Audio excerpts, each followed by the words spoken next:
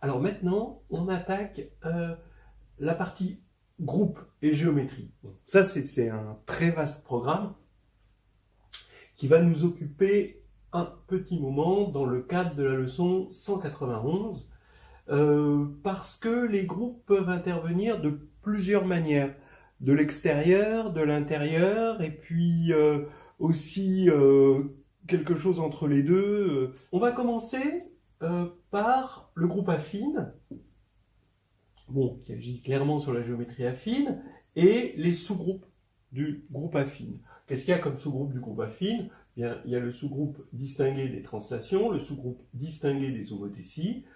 Il y a aussi des histoires qu'on peut raconter sur les sous-groupes finis, les isométries, hein, le groupe des isométries évidemment, avec les isométries positives qui constituent un sous-groupe distingué dans le groupe des isométries, et les isométries négatives, qui est juste une classe, et puis le groupe des similitudes, qu'on peut voir comme le normalisateur, qui est tout de même important, et qu'on peut voir comme le normalisateur des isométries dans le groupe affine. Bon, alors on peut dire qu'il y a des techniques d'algèbre, dans le sens que, d'abord, on se sert ici de groupe, de la loi rond, et du morphisme, on se sert très souvent du morphisme entre le groupe affine et le groupe linéaire, qui a une application affine, associe, bon là ici inversible, associe son endomorphisme associé. Voilà, et on va voir un petit exercice, il est dans le livre Géométrie de Michel Audin, hein, c'est 1.52, l'exercice. Alors c'est des exercices non corrigés, mais des exercices avec indication. Là ici avec l'indication on trouve directement, hein, surtout si, bon là on va le faire à peu près proprement pour que ça marque, mais vous allez voir il n'est pas difficile. Il est extrêmement original, je trouve, dans le sens que bon, il est connu quand même, mais il est singulier. C'est sur le sous-groupe des symétries centrales et translation. Effectivement, si on appelle phi donc ce morphisme-là, ici on a un sous-groupe distingué donné par identité et moins identité. Hein, c'est un groupe isomorphe à Z sur 2Z. Et il est distingué dans GL, évidemment, parce qu'il est central. Et donc, phi moins 1 de IN, ça va être constitué de quoi? L'image réciproque de IN, on sait que c'est les translations. L'image réciproque de moins IN, on sait que ce sont les symétries centrales. Et bien, du coup, ça va nous donner un groupe distingué, hein, d'après, puisque c'est l'image réciproque d'un sous-groupe distingué de GL. Alors, maintenant, allons-y pour le problème. Vous connaissez, vous savez que si vous prenez un ensemble de points, A1 fini jusqu'à AN, vous pouvez toujours construire le milieu des AI de AI et AI plus 1, de façon cyclique. Donc ça pose pas de problème. Mais maintenant, on va regarder le problème inverse. C'est-à-dire, partant d'un ensemble de points A1, A2, A3, A4, A5, que j'ai dessiné de façon cyclique, mais on peut ne pas le faire, on veut un ensemble de points B1, B2, B3 jusqu'à B5, tels que les AI soient milieu de BI et de BI plus 1, de façon cyclique, bien sûr. Voilà.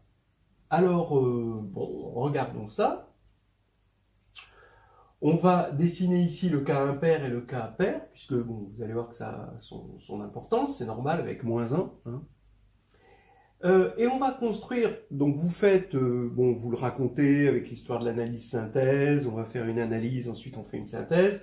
Dans l'analyse, on construit les symétries centrales SA1, donc c'est la symétrie centrale de centre A1, jusqu'à rond, de droite à gauche, SA2, jusqu'à SAN. Et supposons qu'on ait bien construit la chose, qu'on ait cet ensemble BI. Alors B1, quand on va l'envoyer par cette composée-là, regardons ce que ça va donner. SA1 de B1, puisque A1 c'est le milieu de B1 et B2, ça va donner B2. puis SA2 de B2, bah, ça va donner B3, etc., etc. Et cycliquement, quand on va passer par SAN, on va retomber sur B1. Ce qui veut dire que B1 est un point fixe de ceci, de cette application que je vais appeler taux. Voilà, tout simplement. C'est assez joli. Maintenant, on passe à la synthèse. Mais qui est B1, justement? C'est un point fixe. Est-ce que le point fixe est unique? Alors, vous avez vu que si 1 n'est pas valeur propre, alors le point fixe existe et il est unique. Voilà. Ça, c'est un peu vendu avec la décomposition canonique. Eh bien, regardez, si n est impair, bah, pas de problème. On regarde phi de taux, donc on regarde ce taux-là, hein, ça qu'on appelle taux. Phi de taux, bah, puisqu'on a un morphisme de groupe, bah, ça va correspondre à moins 1 puissance n, et n est impair, donc c'est moins identité. Ça va vers moins identité, donc 1 n'est pas valeur propre. Donc, en fait, on a une symétrie centrale, et donc, pour une symétrie centrale, ben, on a unicité du centre. Alors, vous voyez qu'on peut parler de technique géométrique pour l'unicité du centre, évidemment, puisque le fait que le centre est unique géométriquement, c'est pas compliqué. Mais on peut aussi le voir algébriquement, puisque ça revient à résoudre un système. D'accord ? Vous voyez, dans cette leçon, ça vaut le coup de parler de ça. Donc, on a un point unique qu'on peut construire, voilà. Et on part de ce B1, et avec ce B1, ben, B2 il est construit, B3 est construit, etc., etc. Et on va revenir sur B1, et on construit l'ensemble ordonné des points BI. Voilà. Maintenant, si n est pair, alors si n est pair, c'est pas pareil, parce que là, ici, ce taux, ici, que je vais poser n égale 2m, et donc j'ai taux ici, et ben ça va être une translation, puisque son image ici, ça va être moins 1 puissance, moins identité puissance n, donc moins identité puissance n, ça fait l'identité, donc c'est une translation. Alors comme c'est une translation, et ben si c'est une translation de vecteur non nul, et ben il n'y aura pas de point fixe. Donc, d'après l'analyse qu'on a faite, le problème n'a pas de solution. Voilà. Puisque s'il avait une solution, il y aurait un point fixe. Voilà. Par contre, si U est nul, alors, bah, tout point va être invariant par taux. Et donc, vous allez pouvoir construire à partir de n'importe quel point un ensemble de solutions. Alors maintenant, on peut mettre ça un petit peu plus en place. Regardez que vaut le vecteur U. Alors le vecteur U, bah, puisque c'est pair, regardons SA1, ben, SA2 rond SA1. Ben, ça, c'est forcément une translation, puisque ça correspond à l'identité là-dedans. Moins I puissance 2. Et une translation de vecteur quoi? Ben, il suffit de regarder l'image d'un point, donc l'image de A1. Et vous voyez que A1 va être envoyé par SA1 sur lui-même, et ensuite par SA2 sur lui.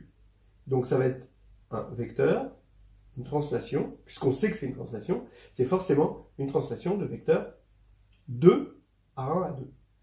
Donc maintenant, on utilise l'associativité et on prend les gens 2 par 2, ce qu'on peut faire puisque n est pair. Et donc le vecteur U, comme on sait que quand on compose les translations, ben, les vecteurs ils s'ajoutent, le vecteur U va être au total 2 facteurs de A1 à 2 plus vecteur A3 à 4 jusqu'à vecteur A2m moins 1, 2m. Voilà.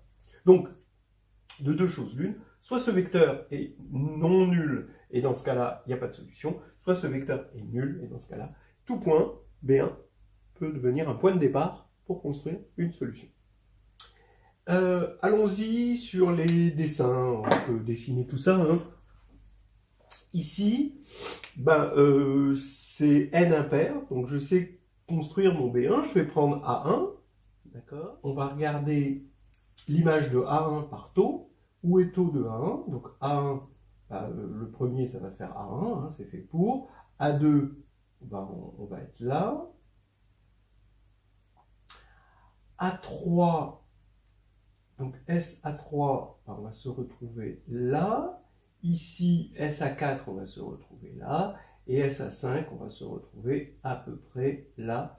voilà, taux de A1. Bon, j'ai pas, désolé, hein, c'est pas très propre. Donc, ce qui va faire que ici, je vais avoir mon point ici B1, puisque lui va être le centre de la symétrie. On a vu que c'était une symétrie centrale, taux, hein, dans ce cas-là, puisque n est impair, et donc on prend le milieu pour avoir B1. Et donc à partir de là, bah, B1, je construis B2, ici, donc A1 est bien l'image de B1, B2, je construis ici B3, je construis ici B4, ici je construis B5, et là, par miracle, hop, j'ai mon B1. Voilà. Donc, on a le cas n impair. Maintenant, le cas n pair, ben ici, on voit qu'il faudrait que A1, A2 plus A3, A4 soient opposés. Alors, A1, A2 plus A3, A4 devrait être nul. Ben, A1, A2, il est comme ça.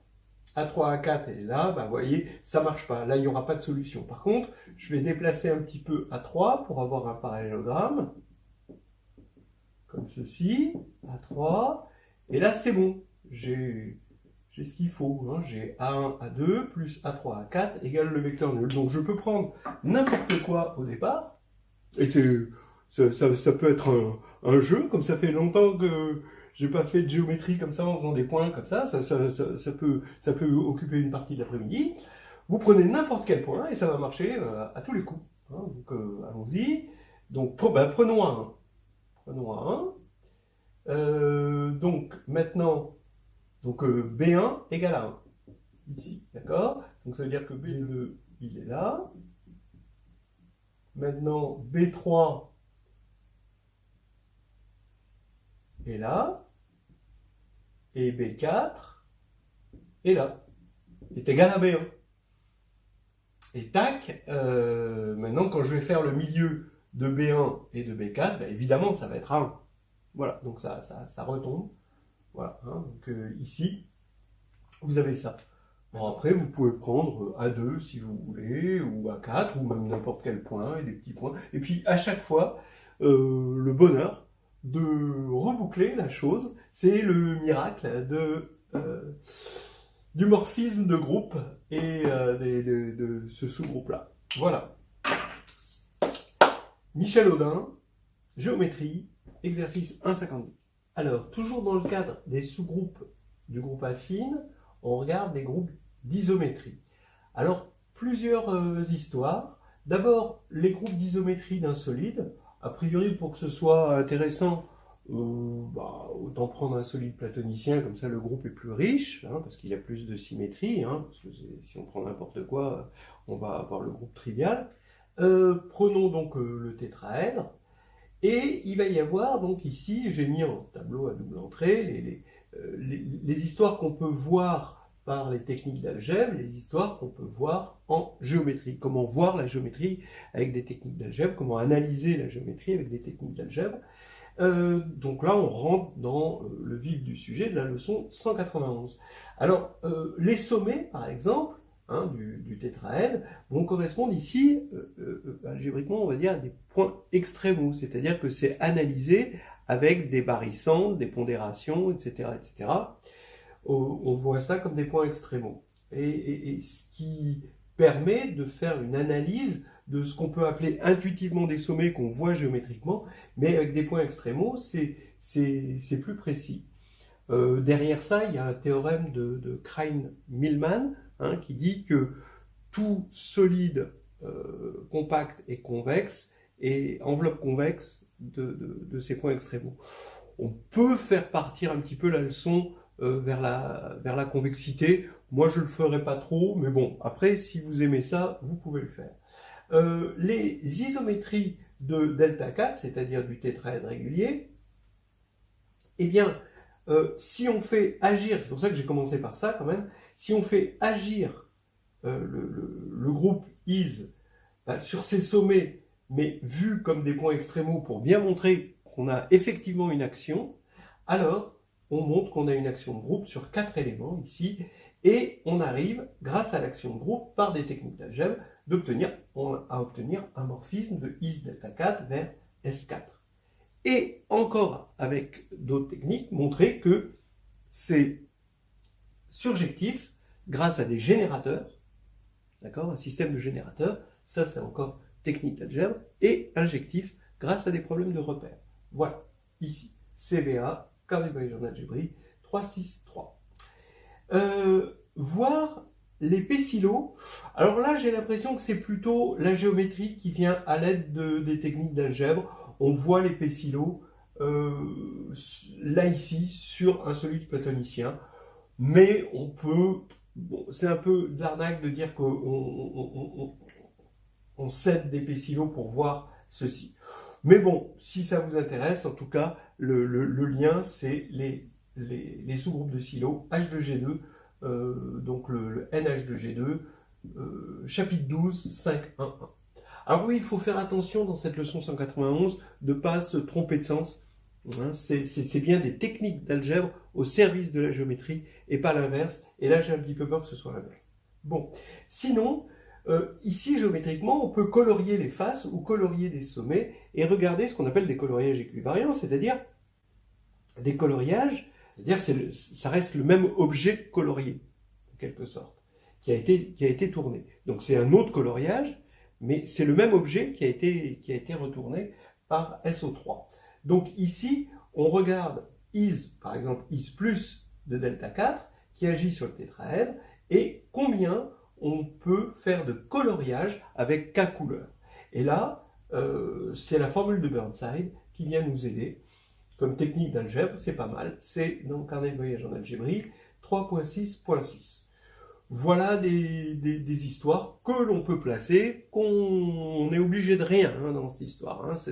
On a plein de mezzés là et on tape dedans, mais c'est comme on aime.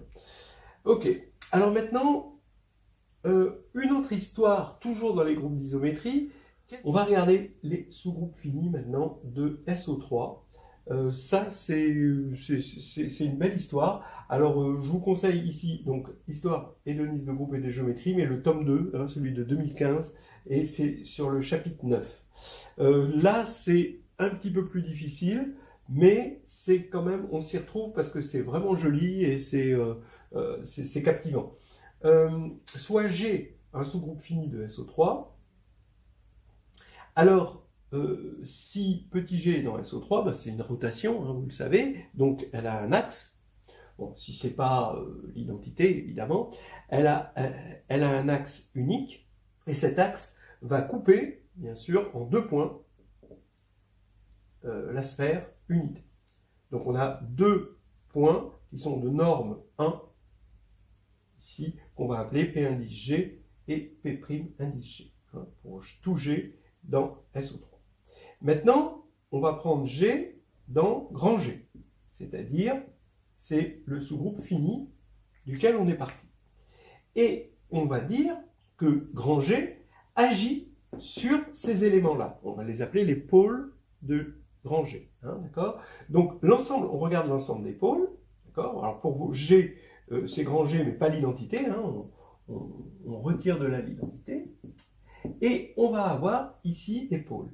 Et G, grand G, agit de façon naturelle, d'accord, sur les pôles. C'est-à-dire que quand on va regarder H étant dans grand G, quand il agit sur P indice G, eh ben, c'est en fait P indice H, G, H-1, ou P', hein, donc, P ou P'. Et pourquoi ? Parce que quand on va regarder HG, H-1 de H de P de G, eh ben, vous voyez bien que les H se simplifient. G de P de G, ben, comme PG est un pôle ici, ben, c'est forcément P de G, il est invariant par G, et ensuite on applique H, donc ça fait bien H de P de G. Donc c'est un invariant là-dessus, et on va bien avoir cette formule. Ce qui va nous faire qu'on a une action, et quand on va appliquer à cette action la formule des classes, donc là c'est la formule des classes, on tombe sur une magnifique formule qu'on peut retrouver, cette formule est ton ami, parce que tu la retrouves assez souvent dans les mathématiques, dans ta vie de mathématicien. C'est la formule somme de i égale 1 à r de 1 moins 1 sur ni égale à 2 moins 1 sur grand N. Alors grand N, c'est le cardinal de G, l'ordre de G si vous voulez, et NI, c'est le cardinal ou l'ordre de tous les stabilisateurs des orbites pour cette action. Donc je vous rappelle, G agit sur les pôles de G. Voilà. On calcule la formule des classes pour cette action, d'accord, qui est finie, et on va obtenir cette formule. On a R orbite de 1 à R.